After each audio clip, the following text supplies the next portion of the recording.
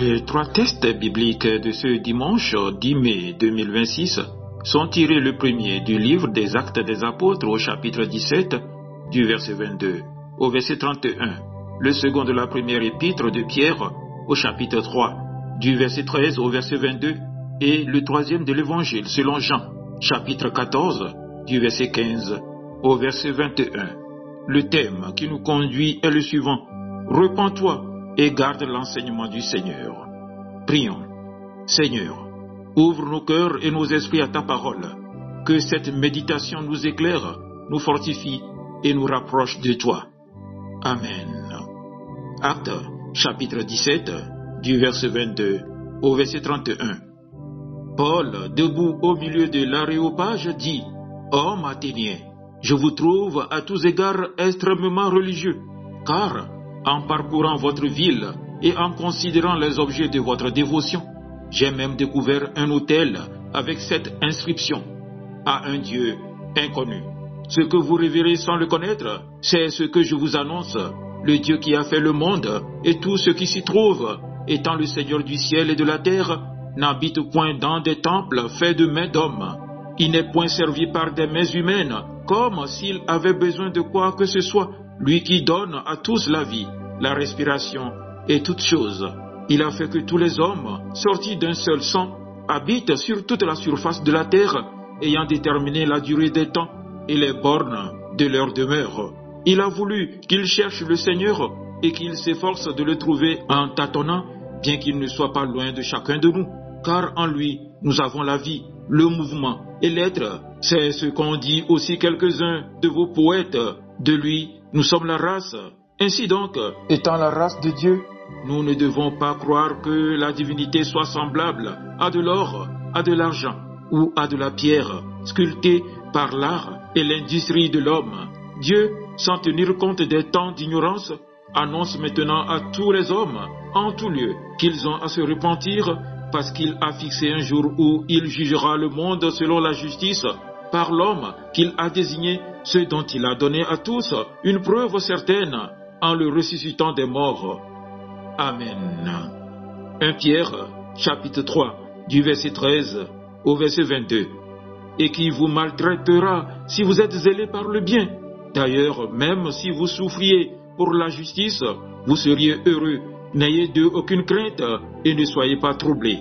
Mais sanctifiez dans vos cœurs Christ le Seigneur, étant toujours prêt à vous défendre avec douceur et respect devant quiconque vous demande raison de l'espérance qui est en vous, et ayant une bonne conscience, afin que, là même où il vous calomnie, comme si vous étiez des malfaiteurs, ceux qui décrient votre bonne conduite en Christ soient couverts de confusion. Car il vaut mieux souffrir, si telle est la volonté de Dieu, en faisant le bien qu'en faisant le mal. Christ aussi a souffert une fois pour les péchés, lui juste pour des injustes, afin de nous amener à Dieu. Il a été mis à mort quant à la chair et rendu vivant quant à l'esprit, dans lequel aussi il est allé prêcher aux esprits en prison, qui autrefois avaient été incrédules lorsque la patience de Dieu se prolongeait au jour de Noé, pendant la construction de l'arche, dans laquelle un petit nombre de personnes, c'est-à-dire 8, furent sauvées à travers l'eau. Cette eau était une figure du baptême, qui n'est pas la purification des souillures du corps, mais l'engagement d'une bonne conscience envers Dieu, et qui maintenant vous sauve, vous aussi, par la résurrection de Jésus-Christ. Il est à la droite de Dieu, depuis qu'il est allé au ciel, et que les anges, les autorités et les puissances lui ont été soumis. Amen. Évangile de Jean, chapitre 14, du verset 15 au verset 21. Si vous m'aimez, gardez mes commandements, et moi, je prierai le Père, et il vous donnera un autre consolateur, afin qu'il demeure éternellement avec vous, l'Esprit de vérité, que le monde ne peut recevoir, parce qu'il ne la voit point et ne le connaît point. Mais vous, vous le connaissez, car il demeure avec vous, et il sera en vous. Je ne vous laisserai pas orphelin, je viendrai à vous. Encore un peu de temps, et le monde ne me verra plus. Mais vous, vous me verrez, car je vis, et vous vivrez aussi. En ce jour-là, vous connaîtrez que je suis en mon Père, que vous êtes en moi, et que je suis en vous. Celui qui a mes commandements et qui les garde, c'est celui qui m'aime. Et celui qui m'aime sera aimé de mon Père. Je l'aimerai et je me ferai connaître à lui.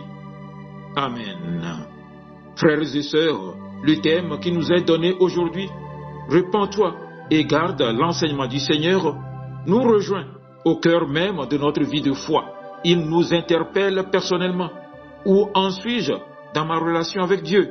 Suis-je vraiment à l'écoute de son enseignement et prêt à me laisser transformer par lui? Dans la première lecture, tirée des Actes des Apôtres, l'apôtre Paul se tient à Athènes, au milieu d'un peuple profondément religieux, mais dispersé dans ses croyances.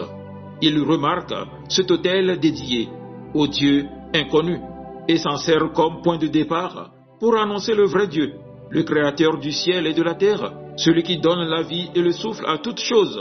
Puis Paul prononce une parole forte.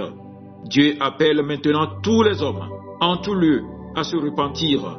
La repentance dont il est question n'est pas seulement un regret passager, c'est un véritable retournement du cœur.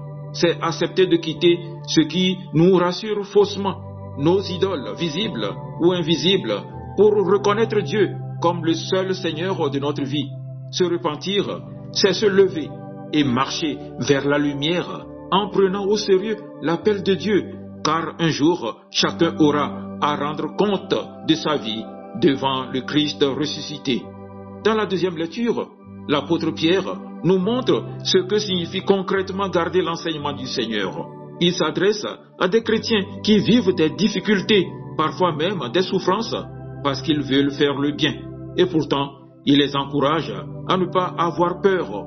Il leur dit, sanctifiez dans vos cœurs le Christ, le Seigneur. Garder l'enseignement du Seigneur, c'est rester fidèle, même lorsque cela coûte. C'est vivre une foi cohérente, humble et courageuse. C'est être capable d'expliquer notre espérance, non pas avec agressivité ou orgueil, mais avec douceur, respect et une conscience droite. Pierre nous rappelle que le Christ lui-même a souffert pour le bien et que cette souffrance a conduit à la vie. Ainsi, lorsque nous demeurons fidèles au Seigneur, même dans l'épreuve, notre vie devient témoignage. Enfin, dans l'Évangile selon Saint Jean, Jésus nous révèle le cœur de tout cet enseignement. Si vous m'aimez, vous garderez mes commandements. Tout est là. L'obéissance chrétienne ne naît pas de la peur, mais de l'amour. Nous ne gardons pas la parole du Seigneur par contrainte, mais parce que nous l'aimons. Et Jésus, connaissant notre fragilité, nous fait une promesse immense. Il ne nous laissera pas seuls. Il nous donnera l'Esprit Saint, l'Esprit de vérité, qui demeure avec nous et en nous. Grâce à cet Esprit, le Christ continue de vivre en nous, de nous guider, de nous relever lorsque nous tombons. Celui qui aime Jésus et garde sa parole entre dans une relation vivante avec Dieu, une relation de présence, de paix et de communion. Frères et sœurs, aujourd'hui encore, le Seigneur nous appelle. Il nous appelle à la repentance, non pour nous écraser, mais pour nous libérer. Il nous appelle à garder son enseignement, non comme un fardeau, mais comme un chemin de vie. Il nous appelle surtout à l'aimer, afin que son esprit transforme nos cœurs et nos actions. Que le Seigneur nous donne la grâce d'un cœur ouvert, d'une foi fidèle et d'une vie guidée par son esprit, pour que, par nos paroles et par nos actes, nous rendions témoignage au Christ vivant. Amen. Agréable journée dominicale à vous tous.